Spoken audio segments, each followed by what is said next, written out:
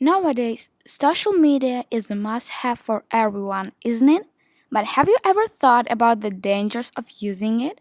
Well, today, Stephanie, Bethany, and I, Valeria, will be discussing the potential dangers of social media as well as how anyone could raise awareness. Social media are interactive technologies that allow the creation or exchange of information, ideas, career interests, and other forms of expression via virtual communities and networks. Well, at least that's what Wikipedia states. However, social media does have a dark side towards it. But before we explain that part, let's think about the causes of unhealthy social media use. There are a few causes of unhealthy social media. Firstly, the person may have a fear of missing out, also known as FOMO, which can keep a person returning to social media over and over again. Another reason could be that they use social media as a security blanket. For example, whenever we are in a social situation and feel anxious, awkward, or lonely, we turn to our phones and log on to the social media. Of course, interacting with the social media only dines your face to face interaction that can help to easily anxiety. Lastly, one's heavy social media use could be masking other underlying problems, such as stress, depression, or boredom. If they spend more time on social media when they're feeling down, lonely, or bored, they may be using it as a way to distract themselves from unpleasant feelings or self soothe their moods. Now, we'll move on to the potential dangers of social media. Let's start with the children and teen. The danger of social media for children and teen include them being exposed to inappropriate content. For example, violent, rude, and explicit. Moreover, cyberbullying can affect the child very badly. For example, losing self-confidence may lead to depression, loss of happiness, loneliness, and may affect their grades. Another danger could be them not knowing that they had accidentally shared personal information with strangers online. For example, phone numbers or email address. Moreover, children and teens might meet someone online and treat them as a friend and share things with them.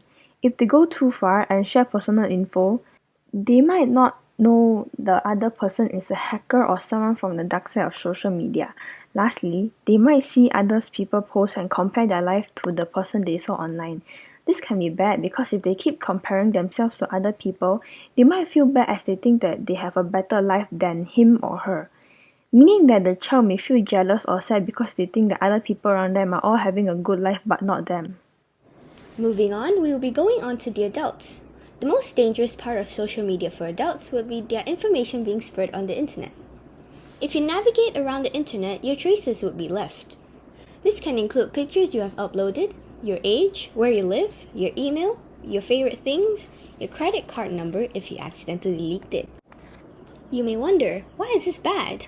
Well, according to Facebook's TNC, it states that Facebook not only has the right to all of the images you upload onto the platform, but it can also sell your public profile data to its partners. This means if so-called social engineers get hold of your data, the threat is a lot bigger. Who are social engineers? They are modern-day con artists who deceive people in order to get your data. Baiting is a kind of social engineering where people provide free downloads, which ask for your login info, which they then use to access your email. Another danger would be self-absorption.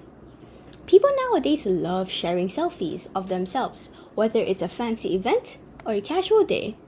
Such an innocent act, isn't it? However, some people take it too far. Sharing endless selfies and all of your innermost thoughts on social media can create an unhealthy self-centeredness and distance you from real-life connections. All of our information is still not convincing to you? Well, I'll illustrate two real cases to you. Case 1. Influencer arrested for scamming her fans. It started when Kyla Massa promoted to her fans on social media saying that she could help them earn some quick cash. She took pictures of her with luxurious bags and cars to persuade her fans. Kyla Massa told her fans that she needed access to their bank accounts so that she could loan the money out. This is when the scam happens. She put the money into their accounts, and they did not know that it was actually fake. After a few days, the bank realized that the funds in the victim's account were actually illegal and had left with them a negative balance. After this happens, The victims went to find Kyla, however, she had already blocked them. After scamming many of her fans and getting arrested, the investigators estimated that she stole over $1.5 million from 45 victims. Case 2. The TikTok challenge that took her life. There is a TikTok challenge called the Benadryl challenge, where people take 12 to 14 pills of Benadryl in one shot. Yes, it's 12 to 14. If you don't know what is Benadryl, Benadryl is used to treat pain, itching insects bite, swelling burns, fever, allergies, and more. This drug is not a game to be played with. 3 teenagers were hospitalized after doing the Benadryl challenge on TikTok. A girl at the age of 12 died because she took too much Benadryl while doing the challenge. Another girl named Rebecca at the age of 14 took 14 pills, was hospitalized, and was lucky enough to make full recovery. When she was admitted to the hospital, there were also other teens that had the exact same reason when they were hospitalized. Another girl named Chloe also died at the age of 15, and she also did the challenge. Kaylee, at the age of 18, took 10 pills and felt very tired, weird, and her hands and chest felt really painful.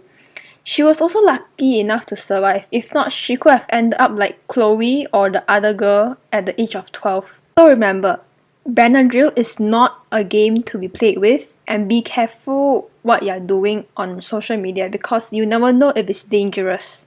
If you don't want your story to be similar to this girl's story, then it's better to stick with the rules to stay safe. We will start with the simplest thing that is already clear to everyone, but very rare people are taking these rules seriously. Firstly, don't chat with strangers and don't post too much information about yourself. Third, use strong password.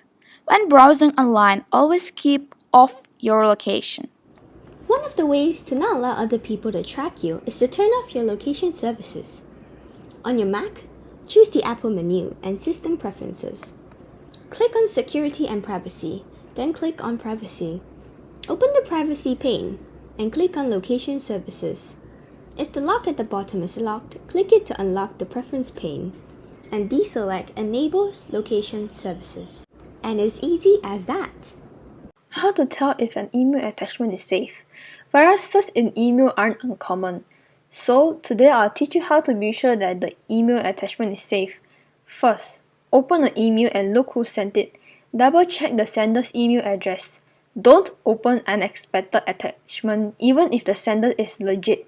Next, look at the file type on the attached file. File type that never should be run include. File types you should be careful with includes.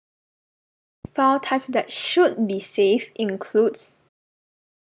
Along the lines of extensions, watch out for double extensions. For example, the file name displayed in your download folder is image001.jpg. However, when you check the full name, it becomes image001.jpg.exe. At this point, you wonder, how do I check? Well, on a Mac, use two finger and click on the file.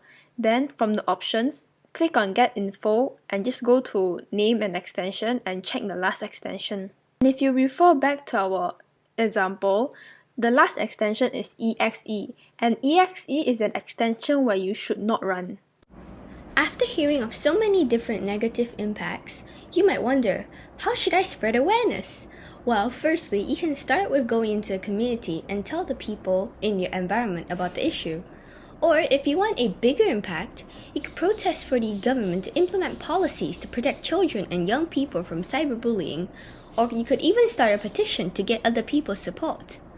Another way could be educating teachers and parents on how to prevent and respond to cyberbullying, particularly for the vulnerable groups, for example, children, as they are the ones affected the most.